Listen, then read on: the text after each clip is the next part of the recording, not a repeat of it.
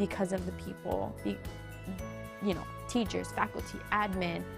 Whenever she's out sick, they have her work ready for her. She's in the hospital. They will do anything they need to do to get her work to me so that she will have that. And when she comes back, she's not behind. Because it's one thing to be sick and then to come back and be behind and you got to catch up on all of that. It's hard, and to know that someone always has my back and has Momi's back and can support our family through our hard and trying times is a big thing. Support is everything. And to get it from IPA is more than I could have ever asked for.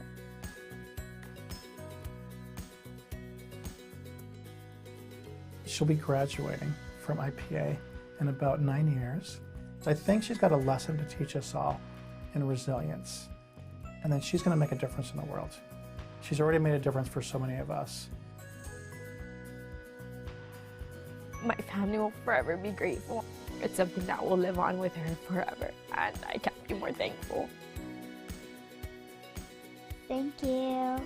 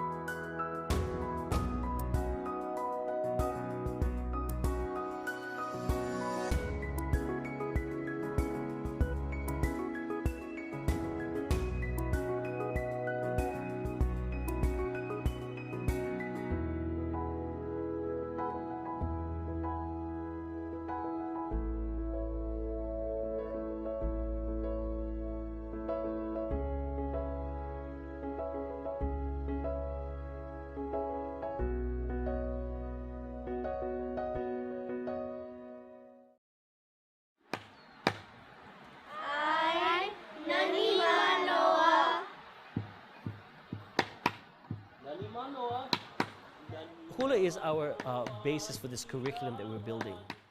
And so, when I learned hula, our definition when growing up from my hula teacher was everything we see, hear, smell, taste, touch, and feel. That's what hula is. Well, in Manoa Heritage Center, you can actually go out and talk about the plants, feel it, hear it, smell it, taste it, touch it. So it becomes real. I think that it's really good that it's here because we learn more about native stuff because it's all around us. Anybody know who hi'iaka is? Hele's sister? This plant here on the ground is called pa'u or hi'iaka. What's a pa'u? What's a pa'u? A hula skirt. What hula does is we're trying to get them to connect to things. So using hula, we decided to look at what we had in the gardens and how the kids would relate to the plants in the gardens, the sky up above. We're focusing on 3 different songs, so 3 different mele. One, a mele inua for this place. The second one is Keaune, which is Beautiful is the World, and it was written by Kavena Pukui. And the last one we're looking at for the afternoon classes is Na Po, which teaches the children the phases of the moon. They go into the gardens and they get to see all the type of plants that are in the gardens, the canoe plants.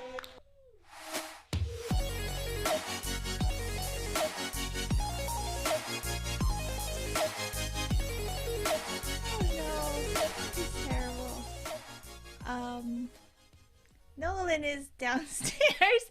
Nolan, help me. Are you coming? Oh, this is so bad. Oh, this is such a mistake. Are you live? I'm live. Oh, The yeah. mic is on. Hi guys. We had an emergency and Nolan had to run. Don't do your colorful lights now. Oh no, we gotta set the mood though. And that's here. Oh, I didn't even do my hair. Look how sad this is. oh this is the worst. This is the worst. There we go. I'm pretty much sure it wasn't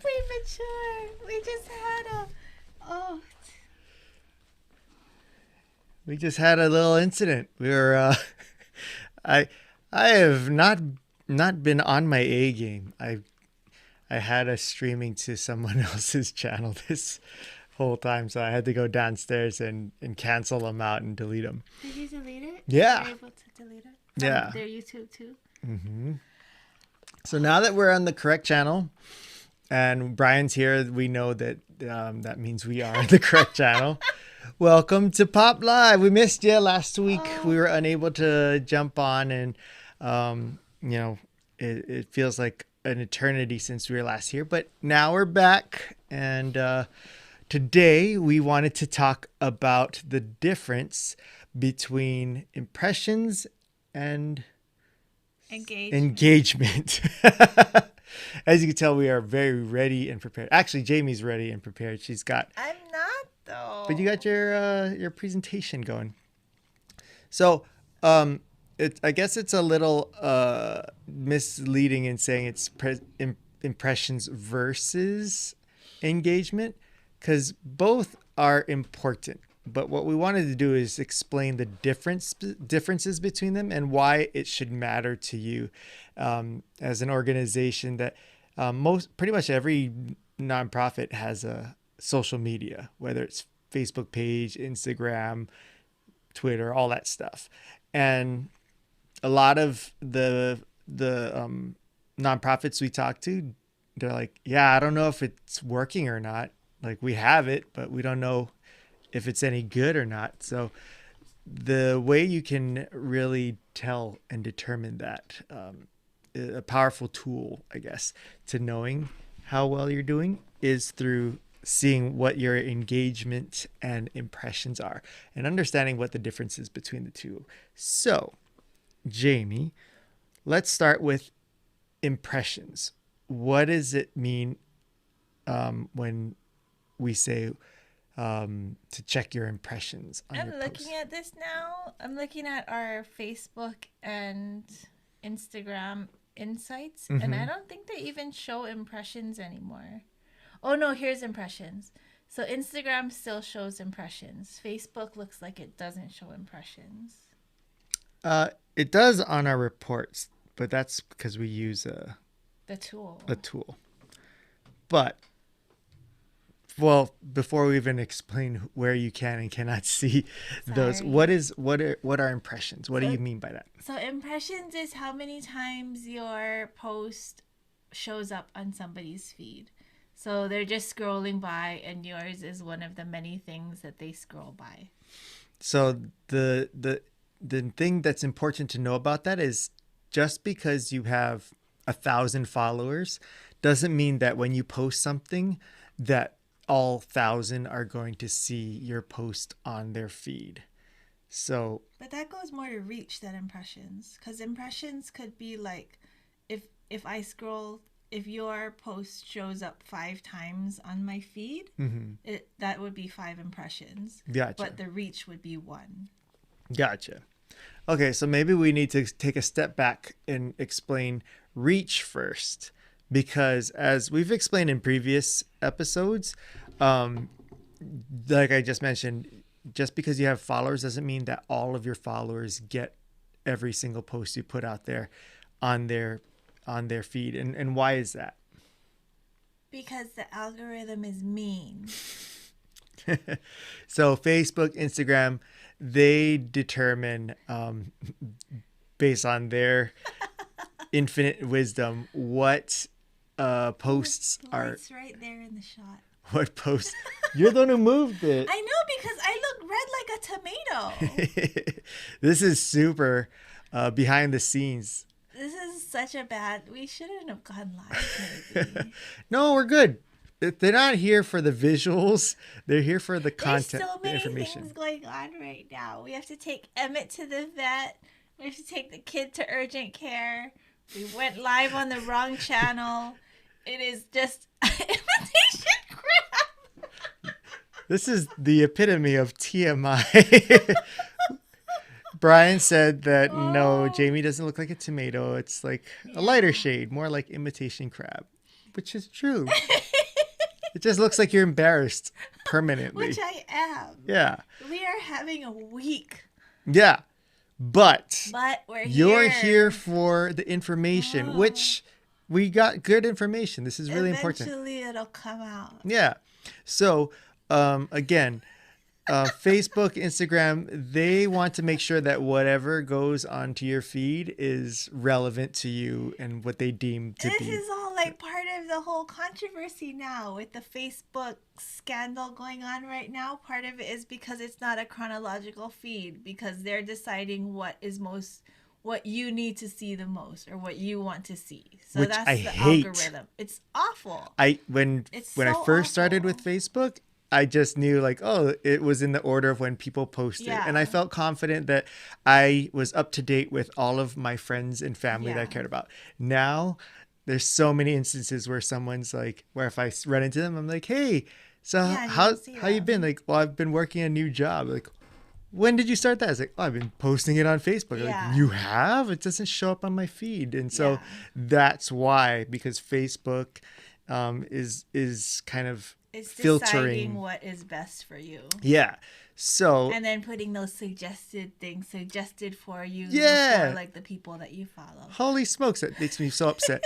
But we're not here. Oh, we shouldn't be saying this while we're on Facebook. Sorry, Mr. Zuckerberg. Apologies. Oh my That was God. all satire. We didn't really mean it. The point of this is that for those who are not familiar with how that works, when you go and look at your data, if you do want to see like, hey, how is our Facebook and Instagram doing? Are people even seeing it? When you see terms like reach, impressions, engagement. Reach is how many different unique people had your post on their feed. Okay, so then impressions, as Jamie mentioned, is not unique. It's how many Yeah. times it was seen by somebody, and it could be multiple times. So a lot of people thought that, impressions is all that matters. Like, oh, we got 1,000 impressions. Great. Like, we're doing good. But that because it's not unique, it could be that your actual reach of unique viewers is less than that. But for our clients, it's usually pretty close. Like impressions is just a little bit more than reach. So I think it doesn't really matter that they're not showing you impressions anymore on Yeah. Facebook anyway. So maybe what we should have said is like, what the significance of engagement is, because engagement is really kind of That's what'll get you This- higher on reach. yeah, the stuff that matters. So when you're asking like, well, sounds terrible that Facebook and Instagram are choosing who, gets seen what. How do they determine that? Pretty much a huge factor is through engagement. And what is engagement? Clicks, comments, likes, shares, saves. So anytime someone does anything related to your post, when they see your post, that's why, if like whenever I see a post and I laugh out loud and Jamie goes, "Did you like it? Did you react to it? Did you comment?" I'm like, "No." It's like, you should. They deserve it because you actually laughed for real. You got to give them some engagement. I'm like, oh my gosh, so many extra steps. But I'm notorious for being a. I know, he just scrolls by. So rude. That's cool. So Brian and anyone else watching, if you wonder like, how come he's so stingy with the likes and comments, it's not because I choose to do it. He doesn't even like my post. Yeah, it doesn't cross my mind. But on the other hand, if I see that my post has less than X amount of likes, I'm like, what the heck, man? Where is everybody? So I know how you feel. I just don't know how to help you with it. But yeah, so Facebook, Instagram, when they see that a post has a lot of engagement, likes, shares, comments, then they go, bing, up. This must be important. This must be relevant because the people that we're showing this post to obviously have a feeling about it. So then they're going to go, we should share it with more people on your feed. So that's how you can get more reach, more impressions, is getting more engagement.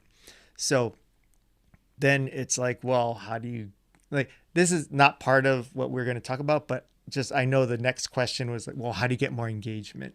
And the big mistake is when people go, hey, don't forget to like my post, or, you know, like when you tell people to do stuff like that. One, the viewers get turned off by that. But two, I think, we don't know for sure, but I think Facebook and Instagram will flag those because they'll look out for words like that and phrases, right? And then they'll be like, we're not falling for your trickery. They always say whenever you're trying to work on this is just like SEO also, but when you're if you're following a strategy to game the system's always going to figure it out and penalize you for it. So like they went through a thing, I think, when responding with GIFs, when like people are like, share your favorite GIF about this. And before that would count as engagement, but then Facebook figured out what was going on and then they started penalizing for it. So it's always best to just try to make a quality post rather than try to figure out what you can do to game the algorithm. Yeah. If you can get like authentic comments and conversations, that's where they'll get excited about it. Because like I know some people used to say like, list your favorite color.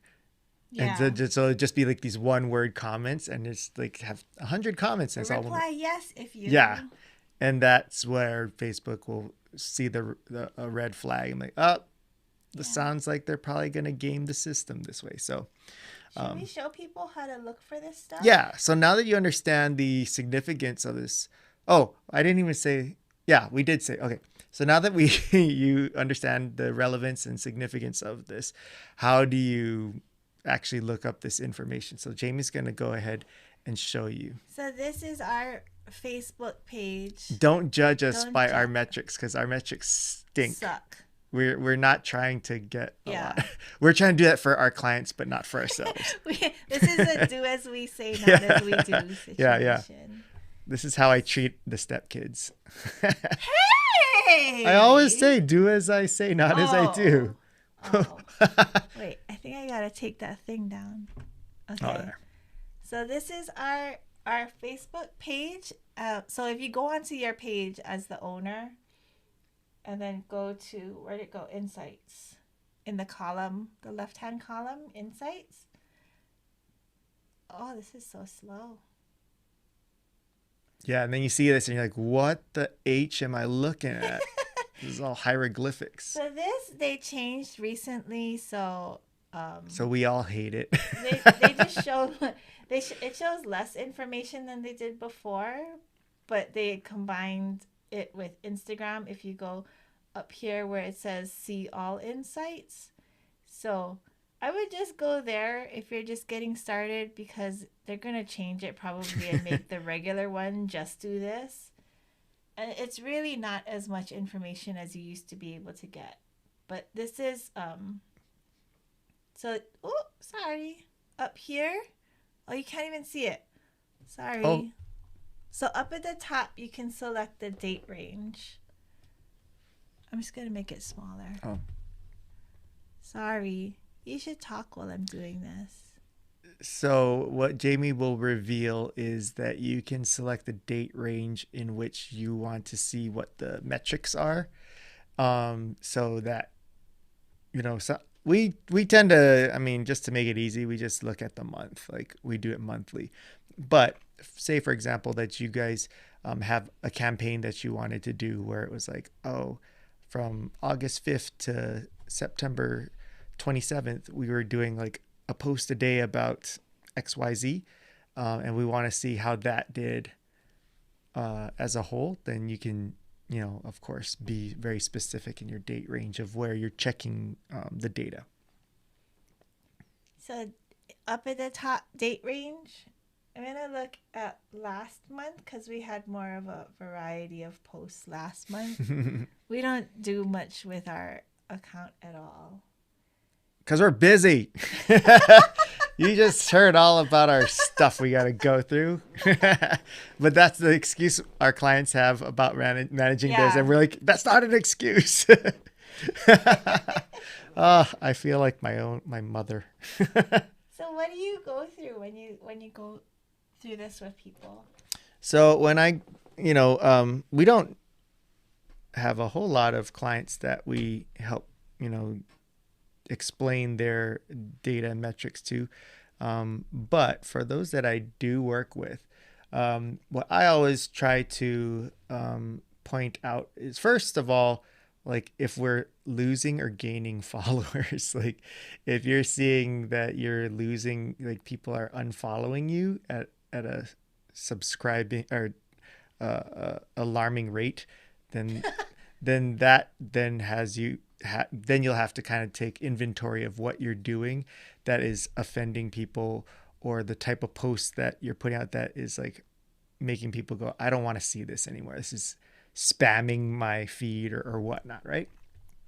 And then when we go to the actual posts themselves, we always check out the reach, which again... So you go to see content report. Yeah. Or just click on content up here.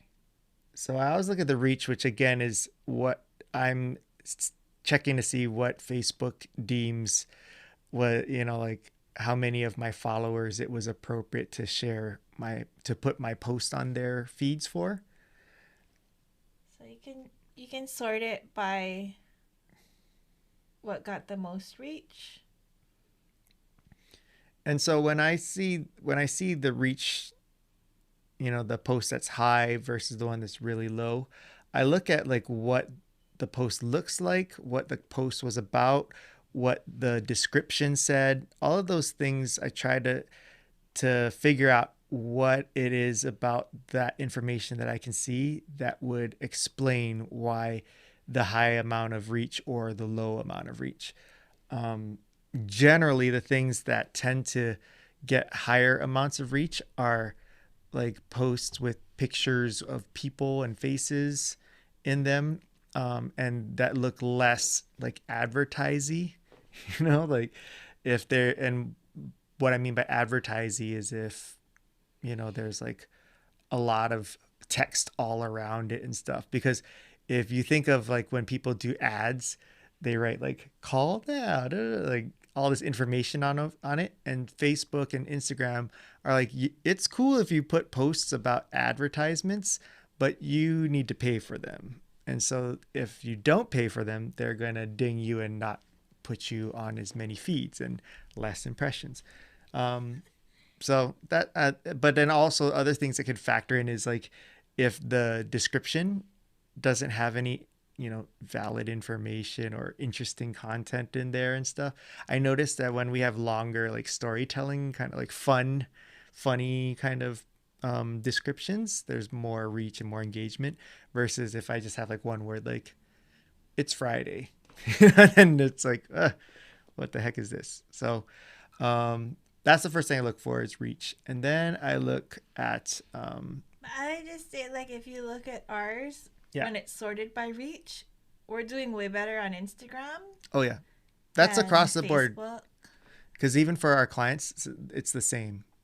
Yeah, so that's something to think so about. what I have been thinking, and this is just my own personal opinion, it's not vetted by any like fact checking, is that Instagram is just a much more popular platform in general as far as interactions and engagements. Like people are always like friend requests, or like anytime I meet somebody new, they'll always follow me on Instagram first before Facebook and stuff. Facebook, people are still on it, but Facebook, I feel like, has been more of a news source, like as you're trying to learn more about things or keep up with things. I think Facebook is more of my actual friends, like people that I actually know, than Instagram. Like I would feel like it's more of an imposition to Facebook friend request somebody than to follow them on Instagram. Yeah. But so for you as a nonprofit organization, people are more likely to follow your Instagram Yeah. And there's just more, like, when you have that kind of like casual follower type of person, I think they're constantly on Instagram, like just scrolling, and so when they see something, they'll like it or they'll comment. Versus Facebook, I think for me, I usually go to Facebook when I have more time because I'm gonna have to be reading more stuff. Whereas Instagram, it's just like browser friendly, I guess is the term. So, anyways, whether that's true or not, I don't know. But the fact that is true is that on our platforms, for the couple clients that we work with, it's the same. Instagram has way more impressions and engagement and activity than the Facebook. Even if their Facebook follower is higher, yeah, like it's just that's just the reality of how it is right now, and I don't see it changing anytime soon. I think Facebook's going through a lot of things. But yeah, and then I also will try to look at the correlation of reach with the engagement, like, and what type of engagement.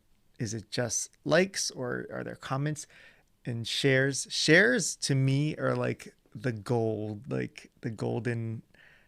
jackpot, because I feel like when I've seen posts perform really strongly, it almost always has like a healthy handful of shares.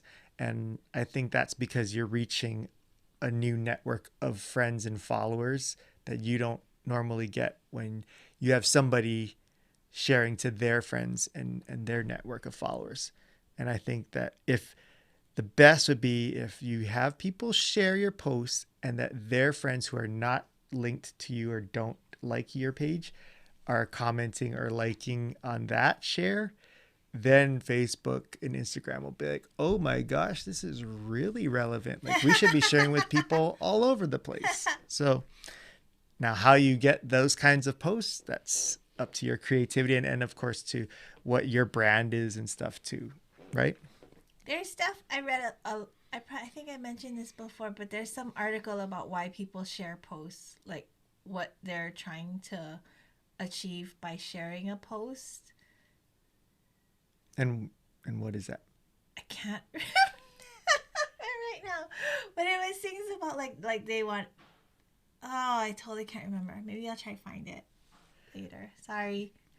But it's not. That was super unhelpful. Yeah, but a lot of times, again, back to like telling people to do stuff. It's like, hey, please share this. Oh no, it's not that. Like, that's not what it is. Because there's stuff that they get personally from sharing it. Yeah. It's not because they were told to share it. Yeah. So we're not saying, hey, go tell on every post of yours, right? Please share this, because you're probably going to actually like turn people off if you do that. What else should we tell them about the insights? Those are the main things that I look at when I go over it. There's some stuff that could be helpful, especially for nonprofits, I guess, that are focusing on certain areas of their work, like certain geographical areas. This can also show you like the cities or areas, geographical areas that you're getting the most like engagement from and stuff like that. So if you were, and this is just based on where the computer's connecting to, so it doesn't necessarily mean that they live there.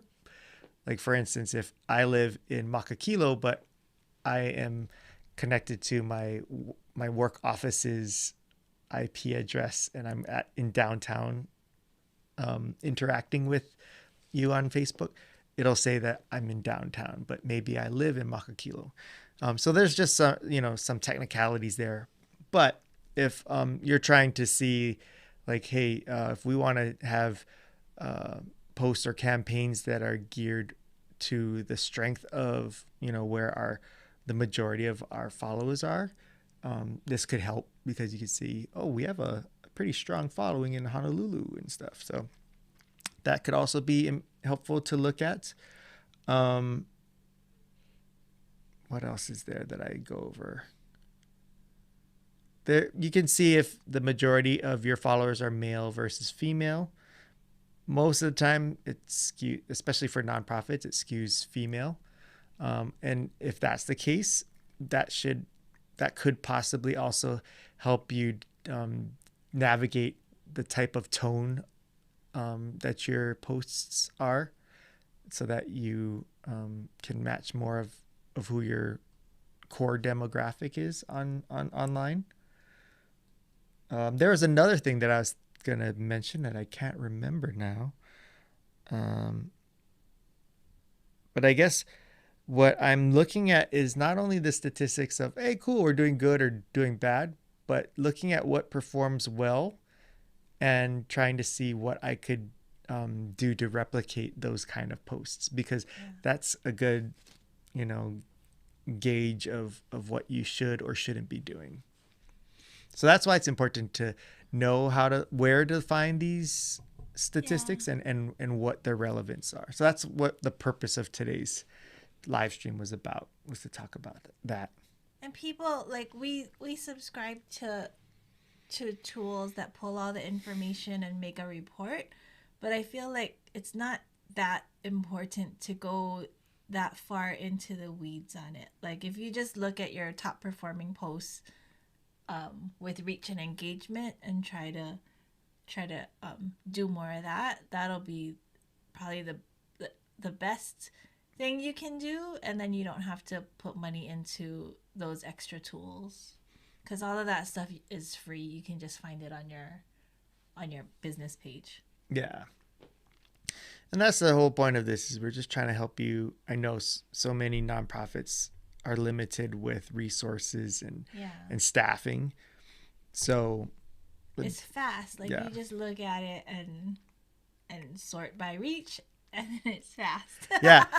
Many of you probably have never looked at these, and when you do, you're going to possibly be shocked at, like, oh, we've been posting so much and I just assume we're doing good. And then we've had cases where clients of ours were posting so much, it was like, but the amount of views and reach that they had was like in the single digits sometimes. And they had like over 1,000 followers. And when they found out, oh, we've been talking so much and putting so much time and effort into our posts and nobody's seeing it, like, that helped them figure out, like, well, we don't have to put as many and we don't have to do these types. And it actually helped save them time and resources. I think what all of this is pointing to is to not invest so much energy on social media and get people on your newsletter. That's what it tells me. Like people are trying so hard to build their social following,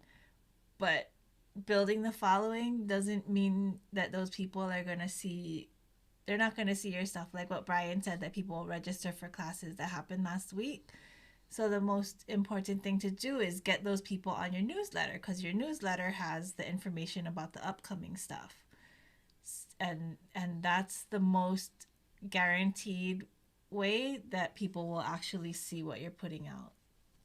So instead of posting everywhere, like follow us on social, post everywhere, get on our list. Yeah. Yeah. And I know it's not as fun, it's not as sexy, but it's probably the most useful. effective. Yeah. The best bang for your, I wouldn't say buck, because again, it's free, but bang for your time. Yeah. Which is money. Time is money. So it is bang for your buck. And then like when Facebook has an outage for so many hours, then you're not affected. And if people start realizing that Facebook is evil and they get off of it, then you can still email them. We may not be back next week. At least satire. On Facebook. I don't know how smart this is to say this kind of stuff about Facebook on Facebook. Well, we're also on YouTube. And get on our email list. Yeah. Show them how they can get on our email list if they can't. If they haven't been on our email list. I don't think I have it on here. Oh, well, that's unfortunate. Well, go to our website, popcm.me, and on there's a link somewhere on the site that you can click to get onto our email newsletter list. We have a lot going on, guys. Give us a break. All right. Next week, I believe. Yeah, next week. I'm not going to jinx it because we've done this before. But we plan to have a special guest for. And she already agreed, right? She already agreed, but we've had people agree and had to change it. So I don't want to spoil it. But we plan to have a special guest on a very important topic that Jamie came up with that I thought we were running out of topics, but this one is a super important topic and really relevant. Good one. Yeah. So I'm not going to say what it is because, again, I don't want to jinx it. But join us next week, most likely on Tuesday at 12:30 Hawaii Standard Time. For our special guest on this very important topic that's really relevant to all nonprofits. And it's going to be really great information that's going to be helpful to you. So it's so annoying that you're not saying what it is. Yeah, but, well, will you forgive me if it turns out that we had to reschedule or it doesn't happen? Because she'll do it eventually. Like the other one that we had scheduled, we didn't actually know him. Yeah, and then he ghosted us. And he fully ghosted us. But she's not going to ghost us because she's our actual friend. Yes, that's true. So if she's not on next week, eventually she would be on. Okay. Well, since this was your idea for the topic, what is the topic? And I will... Well, first of all, our friend Esme Infante, who is one half of the Rise and Drive morning show on 94.7 Kumu, but she also had a lengthy career in broadcast and journalism, which is why we're going to have her on. And she's a teacher. Mm-hmm. I think she taught journalism. Yeah. And she's helped us specifically with what we're going to be talking about, which is... writing a... Oh, no, I can't remember what it's press called. release. Press release. Yeah. Writing a press release and how to get... I think it's Earned called media. earned media coverage. Basically, free media coverage. That is such a huge value for nonprofits because media is always looking for great stories and content, and nonprofits have tons of that. But how do you get the word out? How do you get these big time media stations to cover it? Well, a lot of it comes through an effective press release. This is why I shouldn't have teased it because I don't even know the word properly. But hopefully, if all things line up, Esme will be talking with us about press releases and how nonprofits can put together an effective press release and get that sweet nectar of earned media. All right.